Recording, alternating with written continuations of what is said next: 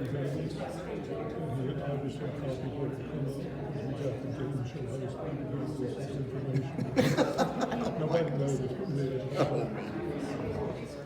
3:02. Good afternoon. So they hear me. We welcome you here today for our Sunday lecture series, and we're glad that you came out to join us. As you can see, we've got some interesting things laid out right here, and this is Gail, and I'm sure a lot of you already know Gail, but just to highlight a few things. Now, I've known Gail for a while. She and her husband, or late husband Bob, who we dearly miss, was very active in the Sons of the American Revolution, and we all used to go around and we would dress up and do things. And living history. Yep, living history stuff. And the kids always loved to see Gail's things. I have photos of my girl when she was little doing this little hoop thing over here. You get to do that too today. Yes, you should try. Whatever she offers to you, do it. No, I don't offer. Well, okay. What she tells you to do. Let's put That's it that. There we go. You better do it if she says so. I was a teacher. She was a teacher, and that's just to introduce her a little bit. She is a former educator. I don't know how long did you teach? So long I can't remember. So there's your answer, and that's why she is the way she is. Forceful. She's a member and historian of the Coffee's Joseph job. Martin chapter of the Daughters of the American Revolution. She got involved in 1989 with Bob doing living history related events. She serves on the Virginia Museum and Natural History Foundation Board, an active member supporter of the Piedmont Arts. And we are very glad to have you, and I'll go ahead and let you take over. Oh, thank you. It's good to be here. It's good to see so many people. Can you hear me in the back? Great. I don't have to use the microphone. And being a teacher, you know, we are loud to begin with. So if I use the microphone, you may have to put cotton in your ears. But in 1989, my husband said to me, well, he loved history, and we went to Guilford Courthouse, and somebody said, well, don't you want to be a reenactor, Bob?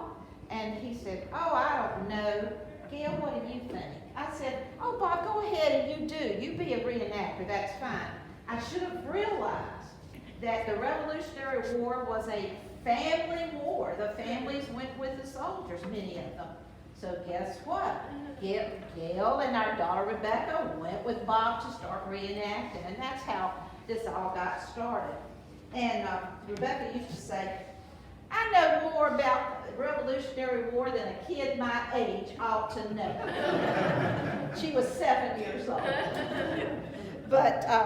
But we've enjoyed it for years, and then after we got a little beyond reenacting and the Revolutionary War, we did live in history, and we did that right up until Bob passed away a couple of years ago. But I found that my niche that I like to do when the people came through living history or through the camps was to play with the toys, show them how to play with toys, because most of them know what a computer is and know what an iPad is, and they know all those little electronic games, but lots of them never knew toys like this. And the toys, first I'll go over a little bit about my clothes that I have on. Little girls wore just basically the same outfit that I've got on now. Even some of them had corsets or stays. Of course, back in those days, it was not made with metal right through here. It was made with bone, whalebone.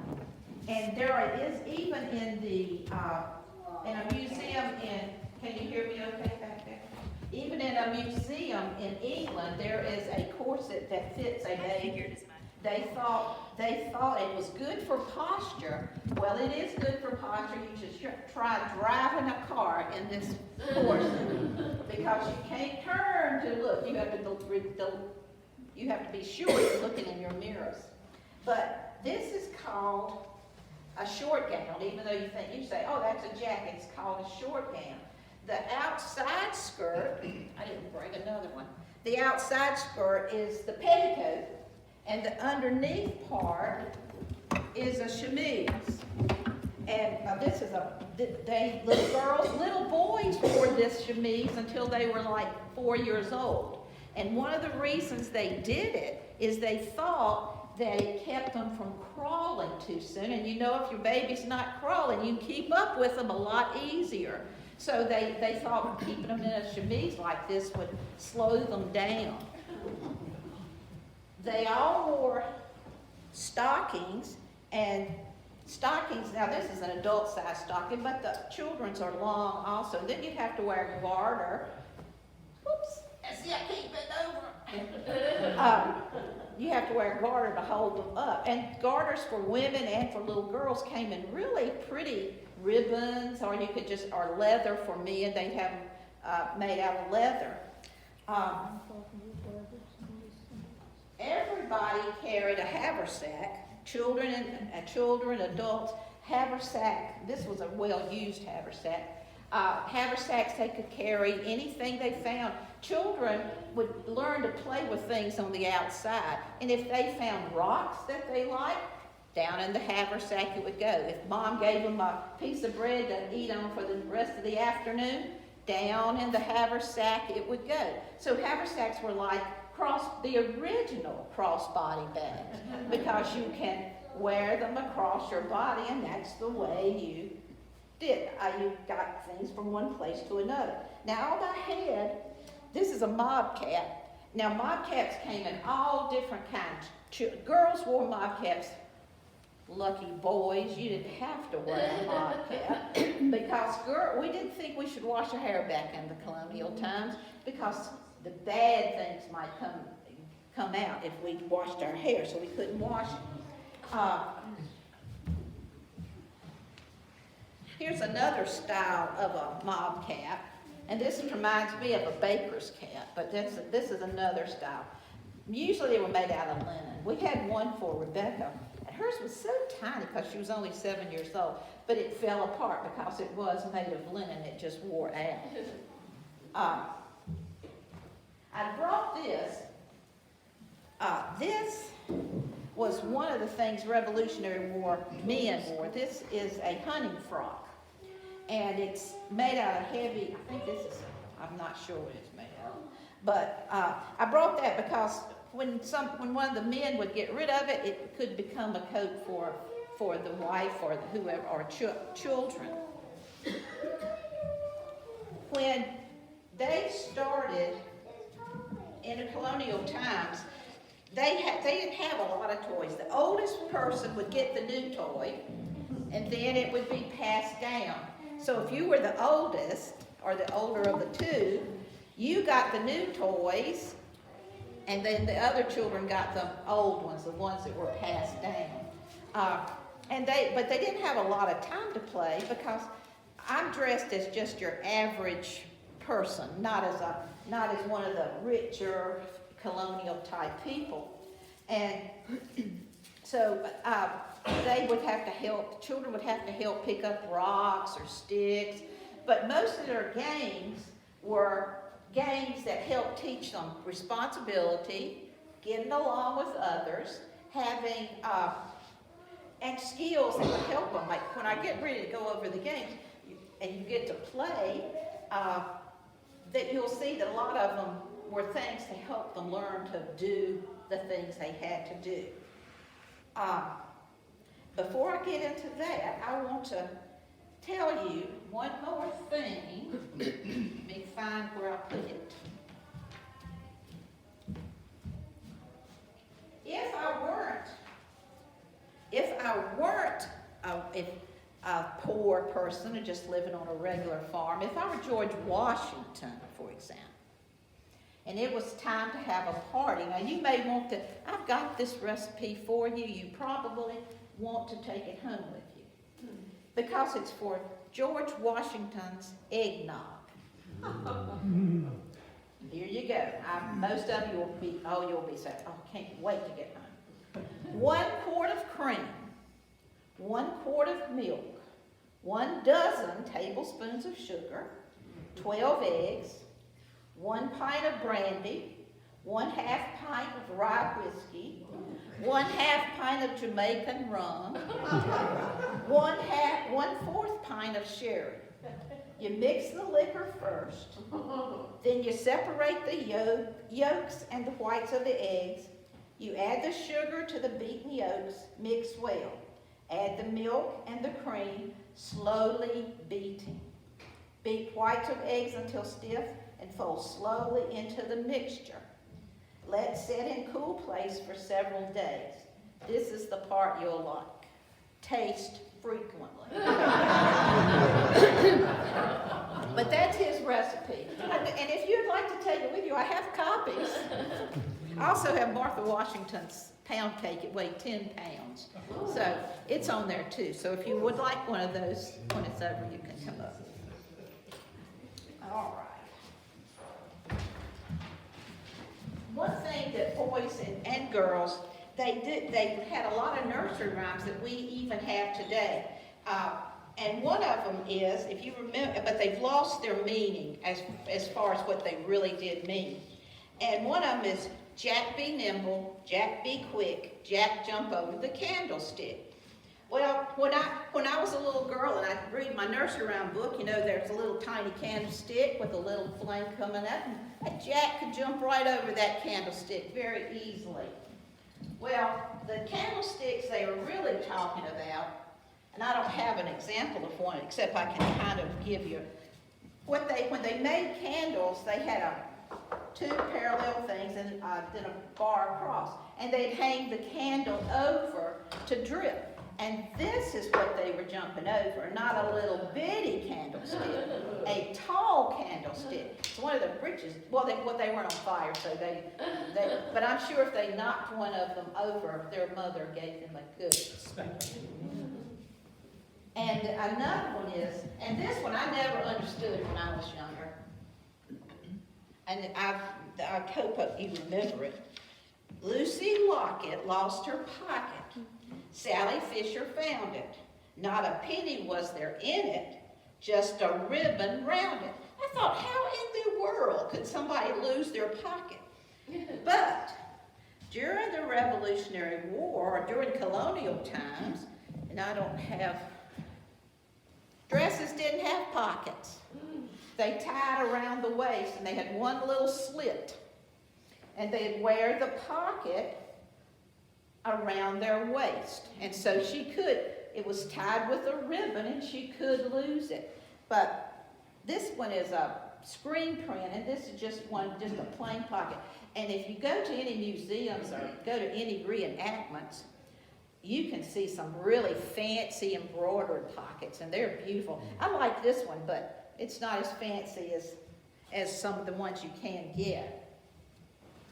Another one is, all around the cobbler's bench, the monkey chased the weasel. The monkey thought it was all in fun. Pop goes the weasel. Well, downstairs when you came in, I hope you saw it, you saw a spinning wheel. That spinning wheel, they take the stuff and make the yarn. Well, then you got this whole thing of yarn. What are you going to do with it? Well, this is called, this is the spinner counting the yarn. Those are the monkeys. And this little box back here, and I'll have it up here. I know you all can't see it. This little box in the back, when it got to the certain length or certain amount of yarn around it, it would pop. And that's where Pop Goes the Weasel comes from.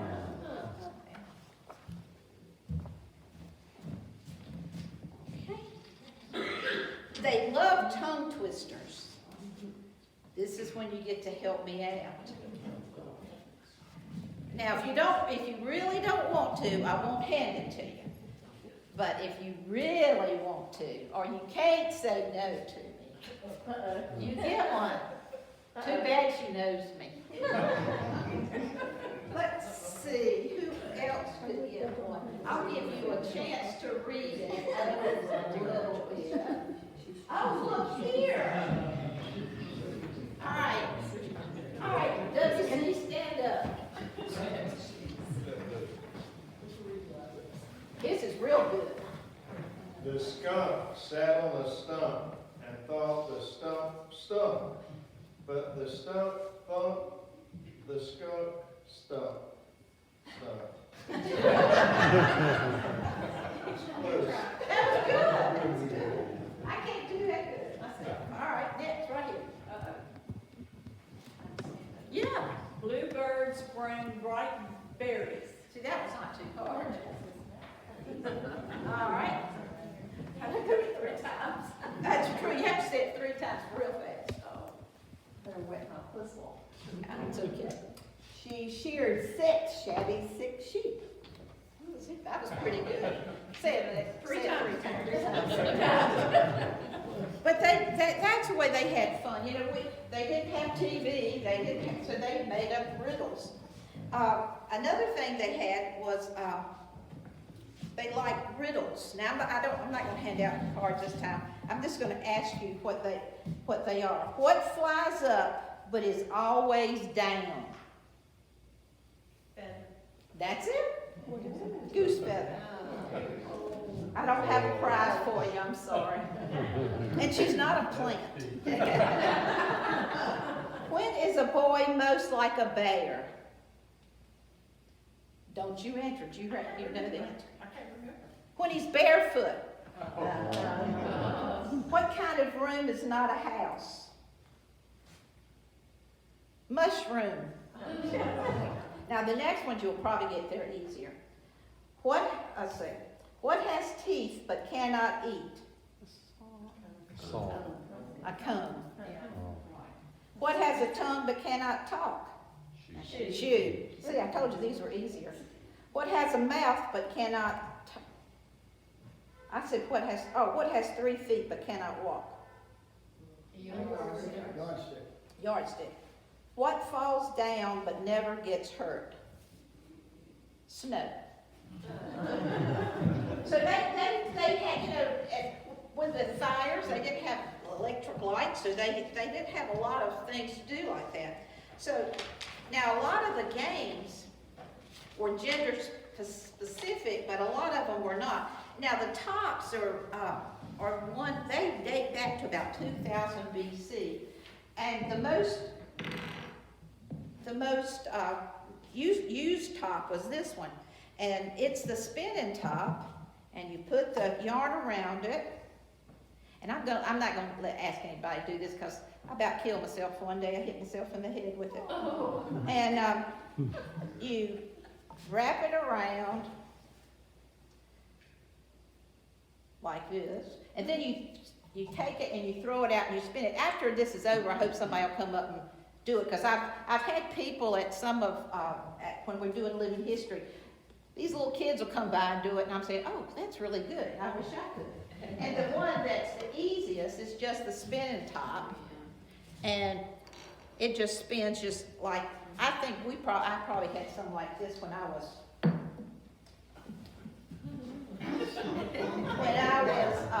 you can't be graceful when you have on horses. The one, now this is, all right, get ready if you think you want to play with this one. These are called battle doors, and what do they look like? Badminton. The thing about it is, they didn't have rubber, so it's cork. And they play it the same way we play it today. You could hit it back and forth, or you could bounce it. And the bad thing about it, I shouldn't tell you because you won't volunteer. The bad thing about it is you never know where it's going to go because it doesn't bounce as well as it should. Who wants to play battle doors? Don't everybody jump up at once. Oh, this young man looks like he wants to play. If you don't want to, you don't have to. Okay, come on up. I used to do it when I was a kid. All right, you want to come back up here or you want to stand there? I'll try it right here. Okay.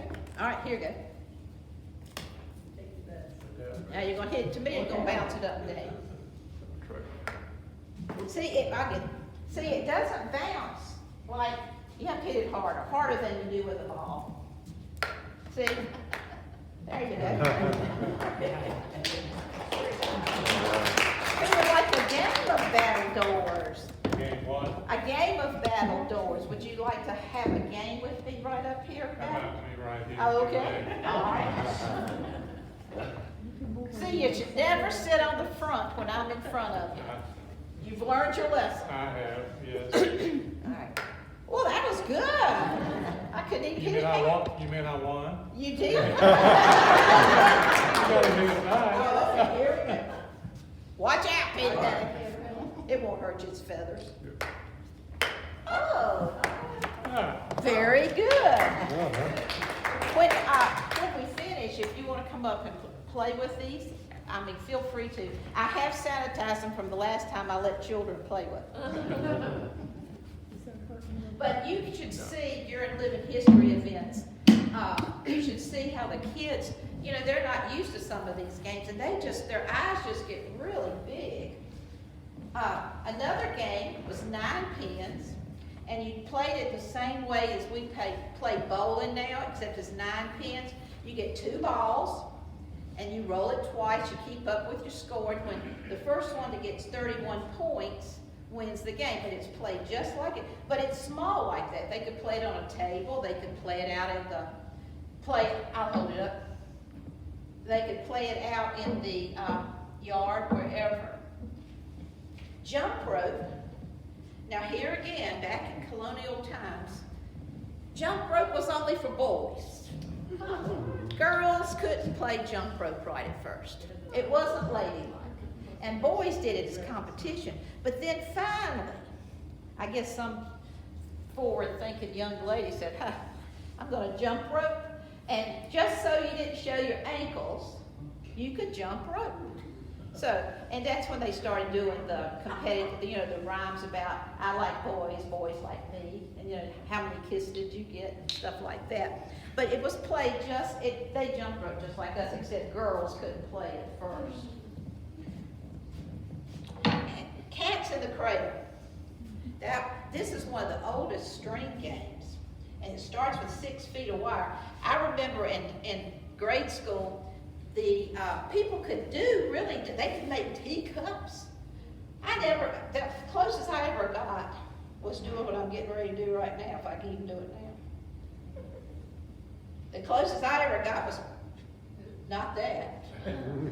But can anybody do Cats in the Cradle? And that's a really old game, because we were in elementary school in those days. Kindergarten, maybe, yeah. Some people were not even born then. But I think I did. But see, that's as far as I could ever get. But then if you know how to do it, you can do it really well. But this is a real old game from, and it was called Crash Cradle. And instead of what I just said. Cats in the Cradle. They had marbles, but the marbles were made out of clay. And what I'm going to do is I'm going to give you a marble and just pass it down the row, and then you can somebody at the end, I'll grab them from the other end. But they had just clay marbles and then one bigger marble for the ball. And they played it basically like we still play it today. So I'd like for you to be able to touch this. Oh, no. I might run out.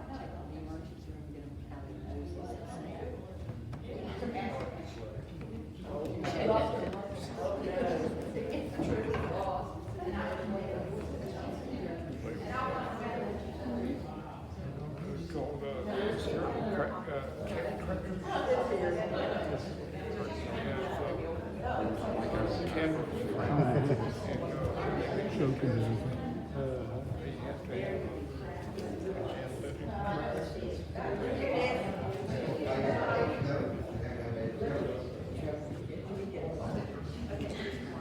With no Steelers back then.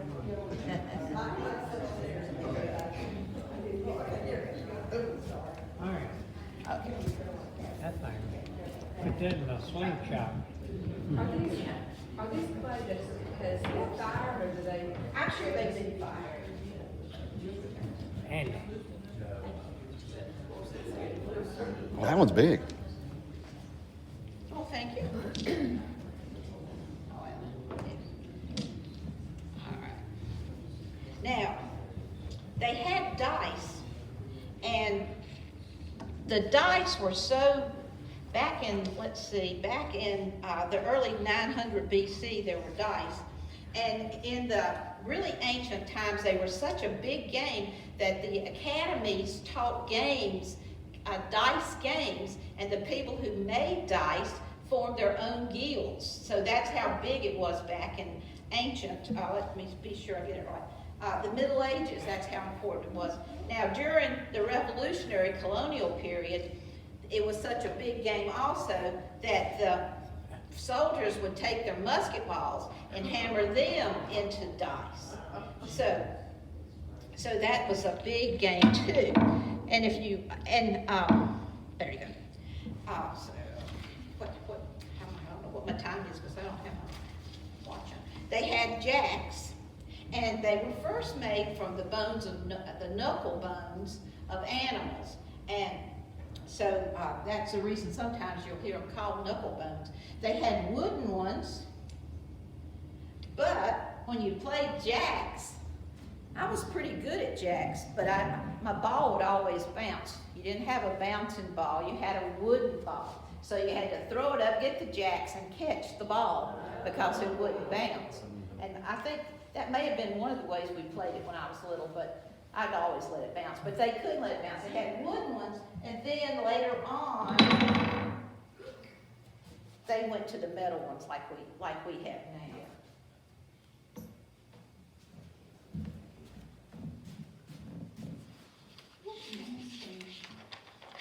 They did pick up sticks. Now this is the one that I love pick up sticks, and I still do. And when my great nephew was in the 3rd grade, I think, he would get to come to my house when they called off school early, or when they had a half day. And I pulled out the pickup sticks, and I don't think he'd ever played with them the first time. And we just had a wonderful afternoon. I could keep him entertained all afternoon playing pickup sticks. And they played it then just like we do now. I don't know if kids even play pickup sticks now. I don't think I've seen any. And that would be a fun, like I said, when those kids would come through the living history things we'd be doing, I'd pull these games out and they'd go, I've never seen that. Mom, look at this game. And you know, they just don't get a chance to play with these like we did. And again, it's helping with their dexterity and playing and kind of strategizing what they want to do. And they're fun. I wish we would get back to some of those. Now they can do it though. They probably do it on their computer somehow. They click it and it goes where it needs to go. And the next one is probably my favorite. And this is the way sometimes when we're doing living history, I get those kids right in there, and their mamas in there, and their daddies, because we'd be around our tents. And I'd just be standing there, and I'd go, and I'd do this, and say, are you magic? I got it hung now. And I said, no, this is called Jacob's Ladder, named after Jacob, in that Bible story of him climbing the ladder to heaven. And they just thought I was magic. And all it is, it's how you twist your wrist. And I have a volunteer all ready for this one. With artificial intelligence. Yeah. Let's be sure I got it right for you. Okay. Right. Now, if you can't get your fingers in the way. Okay, I bend it forward. All right, I'll bend it backwards. Oh, that's exactly how you do it. Does anybody else want to do, Jake? It is the most relaxing game you will ever play. All right. All right, there you go. But it is. Better with the line. But it's, but you'd see the kids, that you know, their little tiny fingers, they'd get to all their fingers. I'd say, no, you gotta just hold this one right here. And then they'd say, Mama, Daddy, try this. And it is, you can stand there and do that for hours. It's just very relaxing. Would anybody like to do this? You want to put together? I do not know. I bought it this way. But if you like this game, one living history thing that we were doing down in Chatham. Is that where we were, Andy, at Chatham? At Cowens. And one group came through, a school group, they said, oh, we had to make those in class. So there is the diagram to make them on line. And if we were a money-making group and we were doing our living history, we could have made a killing on these things because they love them. Even the mothers and daddies love them. But they are, if you don't want to play it now, I'm finished, if you want to come up and look at it, you can play it then. But that's one of my favorites. And another one they played was a buzzsaw. And they either use wood or wood or coins. Now, when the British soldiers came over during the Revolution, they would use coins. And it's got a hole in it. And I have a volunteer for this one. Isn't that amazing? WC. You see, the reason WC has volunteered for this one is because he said, Gail, I have a gift for you. And I said, what is it? We graduated from high school together. And he said, I have a gift for you. And I said, what is it? He said, it's a buzzsaw. You know, And I said, yes, you know, it is. when I got that, I misunderstood it because it came along a little bit after I did that stuff, and I didn't know how to handle it right. Well, this one time we were in one of our living history things, this man, he had it going and he could keep it going, and you're supposed to, I heard it buzz that time, but I dropped it. All right, WC, then you just keep going like this. And then you slowly pull it, and so you're supposed to be able to pull it and keep it going. That man kept it going for about 5 minutes. I was so jealous. Here's your challenge. Here we go. Here we go. Never give me a present, that's the key. Yeah. Yeah, you can even hear it. Good for you.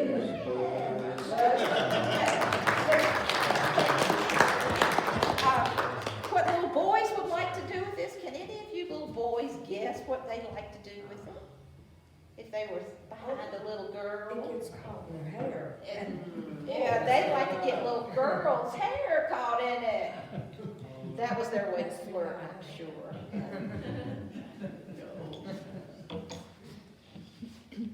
Okay. They played dominoes. And dominoes they're probably called dominoes because of the priest's winter coat. His hood was black on the outside and white on the inside, and that's that's where at least some people think they got their name for that. And it's played just like we play it today, matching up the 2 and the 3, like that. Excuse me. Let's see. That's where it came from. Okay, and they're called bones, just like, because again, they didn't have whatever this material is. They had to use what they had, and they had bones, so they would make it out of that. Now this is another one of my favorites. You think a lot of them are my favorites, right? This one, I wish I taught 1st grade, 2nd grade, and you know what you teach in 1st and 2nd grade? Math. And I thought, and we drill on math, and we do it. This game was invented or designed by the French for their ships. I think you know that. By their ships. And it's called Shut the Box. It's got numbers on this, and you've got 2 dice.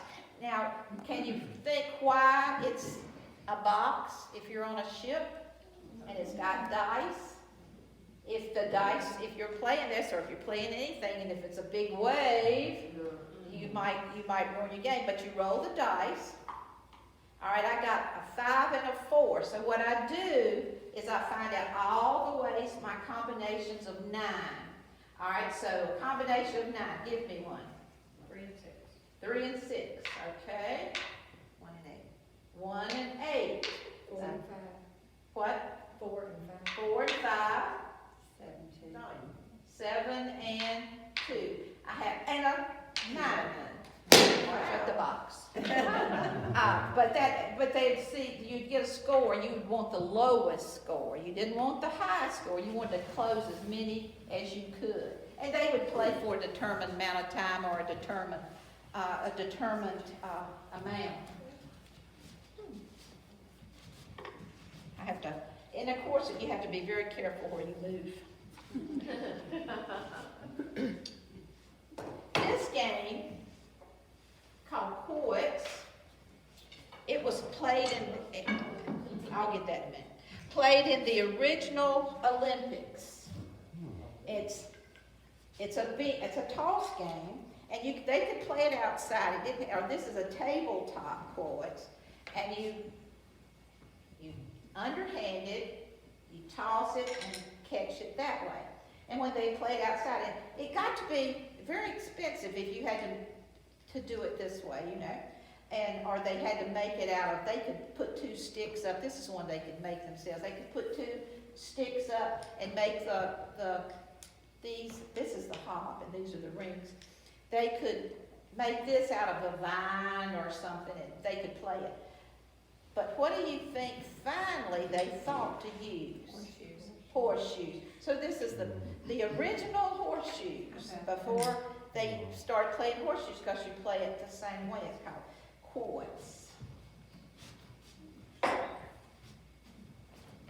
This is what takes me. Now, I shouldn't say this. This is not one of my favorites.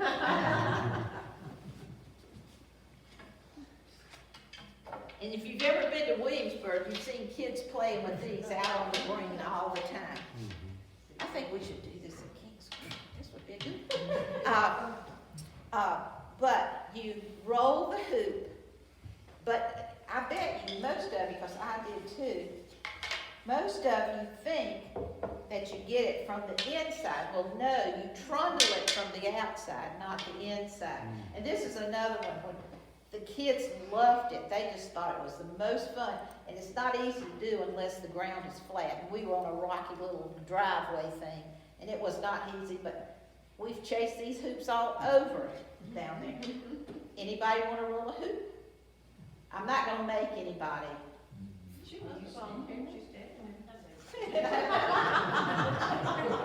I won't make you, okay. But when it's over, but it's, you just roll it, and it's not easy to keep it straight, but if you start it when it's straight, you can keep it one stroke. There we go, one stroke. But it's easier to do outside when you're doing like that. But, and they would use wood, or they'd use the wires around the barrels that would come.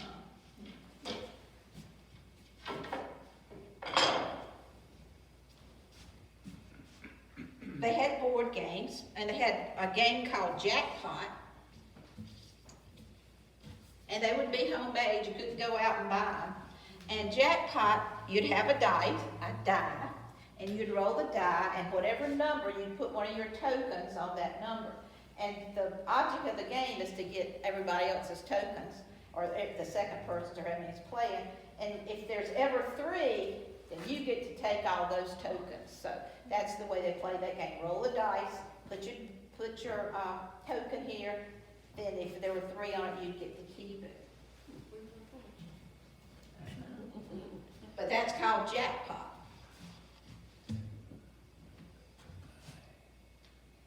And then they also had a game called 9 Men's Morris. And I said, where did they get a name called 9 Men's Morris? And they think it came from Latin. And I know Latin's not a spoken language, but Merellus is Latin for a game piece.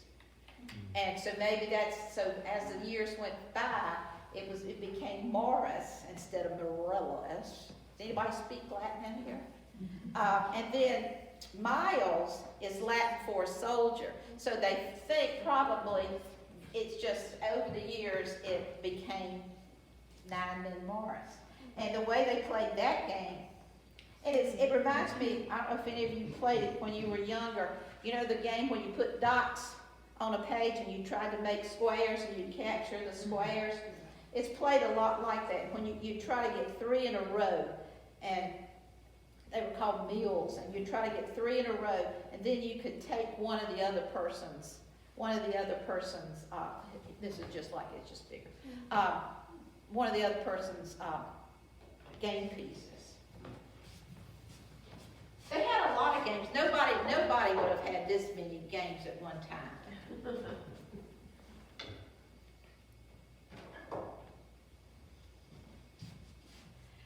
Now, this is my favorite.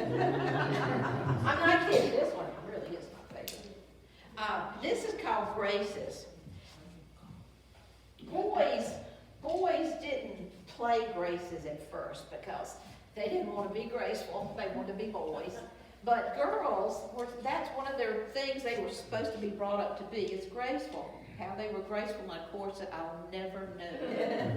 But this game, this is another one that I could get kids to play left and right. And more.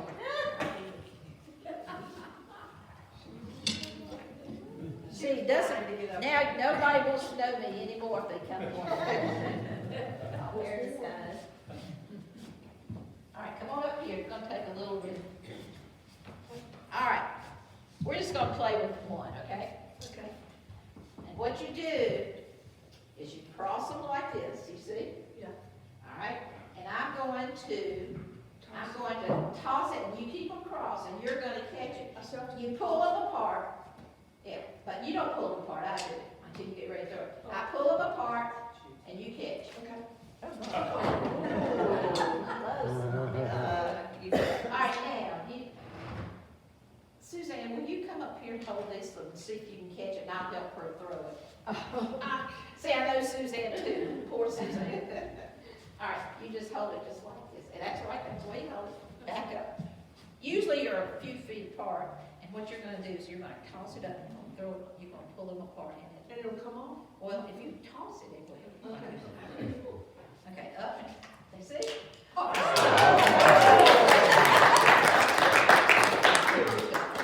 she wants to throw it back. All right, get them closer. All right, you throw it up, pull them apart. There we go. I need private lessons. Thank you both.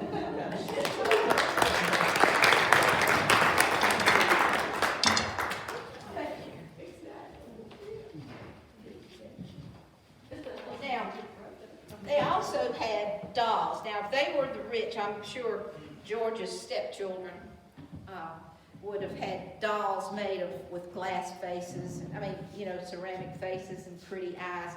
But the average person probably couldn't afford that.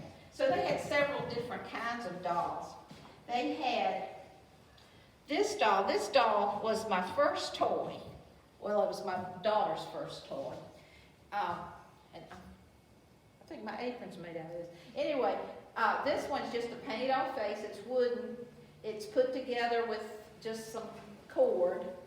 And that was one of the kind of dolls. And she was so afraid I'd keep it, she's put her initials on the back for some reason. They had rock dolls, or knot dolls. And I've got a book, and if you like any of these, if you want to make any of these, I'll be glad to get you a copy of the pattern and make it. But they're called knot dolls because you can see they've got a knot here and a knot here, and they're knotted together. It's just one big piece of material. And you just knot it together, or they could have put rocks in it and kept them like that too. They had yarn dolls, and I do have some copies of the way to make yarn dolls if you would like to make a yarn doll. And you make a yarn, my tongue's tied. You can make the yarn doll a girl with her hair, with her skirt. If you want to make it into a boy, then you just separate this and tie a little knot around there, and you've got a boy. So that's one. And I'm not going to say it. This is a handkerchief doll. When in they go to church a long time. And any of you who have got children or sit near a child in church, you know how they can get. Well, handkerchiefs were plentiful during the Revolutionary War and during colonial times. So they would make handkerchief dolls, and they're called church dolls made out of handkerchief. And if they drop it, you don't hear anything. So they could play with it and drop it, and you wouldn't hear a thing. So this would be a handkerchief doll. In many places it's called a church doll. But one thing we know is they play just like children. We want them to play like we do ours now, because play is a child's learning time, and they learn through play. And so colonial people, parents just like us now, they didn't have all the scientific stuff behind them that we do now to know that it's all important. But they knew in their heart that it was important. So they had toys to play with. They learned lessons from their toys. They learned how to get along, how to, what, I left out something.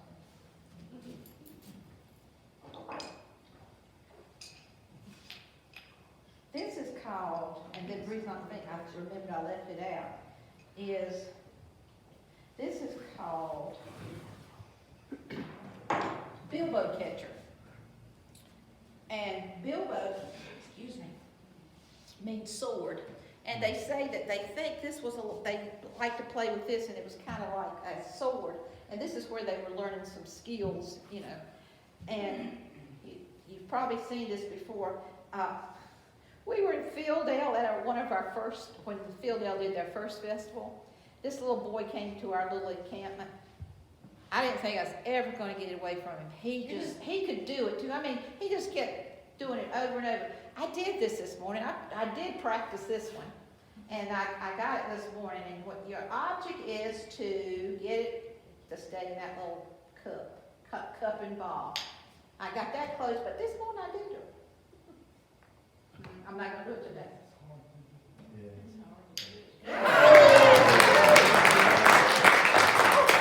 Thank you. I got a little overexcited, but that was me. But you could do it this way on that pointy end, but I've never even tried that. But if you want to try this one's fun. It's can be aggravating, but it's fun. So these are just some of the toys they play with. I do have some other stuff up here. I've got some colonial money laid up here if you want to look at it. I have a lice comb because, well, especially during the Revolutionary War, they were in such close contact in the tents that if one had lice, the other would have lice. So I've got a lice comb up here. I've got a fire starter, and it's just a piece of glass. And they also had mouth harps, and they had tin whistles, and they could play with those too. You can break your teeth on this mouth harp. Now, I've never let anybody play with that one because I do try, but you could break your teeth on that one. And see, I told you I'd tear up a microphone and put it in front of you. I hadn't gone over this. This is not a toy. My toy presentation's almost over. I mean, the toys are over. But this, does anybody guess what this is? I remember, but I won't say. This is a busker. In case your corset is not straight enough for you, it goes down right through there, so there is no way you can bend over. They did want the women to be beautifully straight. And this, they put water in this, put a flower in it, because, as I said earlier, they didn't take a lot of baths in colonial times. And so what they would do is put a flower in it, and it could be used for a lot of things. But the main thing they used for them, they put it here with the flower. If they saw somebody they didn't like, they'd go smell their flower and turn their head. They could be rude then too, just like we are today. But I hope you'll come up and look at it, play with them. That's what I have them for. But that's the end of my presentation.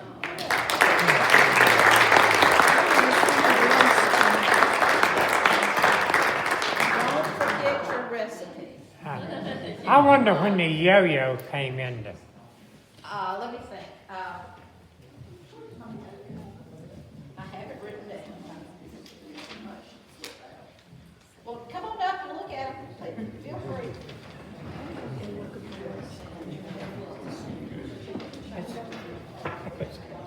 She did. Pretty good. I'm terrible at dates. That's the reason I look it up.